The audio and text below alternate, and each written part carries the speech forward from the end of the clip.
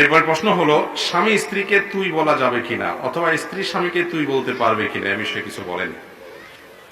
ভাই, স্বামী স্ত্রী একে অন্যকে সম্মানের সাথে ডাকবেন, কথা বলবেন।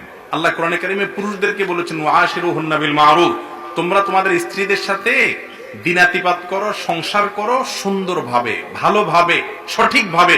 তুই বলে যদি তাকে তোকারি যদি বলে, তুই তোকারি করলে এটা কি ভালোভাবে বসবাস করা হয়? না, এটা ভালোভাবে বসবাস করা হয়, এটা ছোট লোকই। রাগের চোটে স্ত্রীকে তুই তোকারি করলে এটা জায়েজ নাই।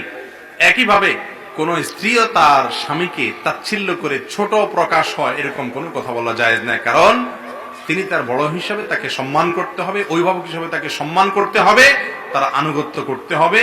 এটা আল্লাহর পক্ষ থেকে নির্ধারিত আবশ্যক বিষয়। বিধান একে অন্যকে তুই তোকারি করা, তাচ্ছিল্য ভরে কোনো কথা বলা, এটা কারোর জন্যই জায়েজ দেয় না, স্বামীর জন্য না স্ত্রীর জন্য। আল্লাহ তাআলা আমাদেরকে সব জায়গায় ভদ্র এবং ভালো মানুষ হিসেবে বসবাস করার তৌফিক দান করুন।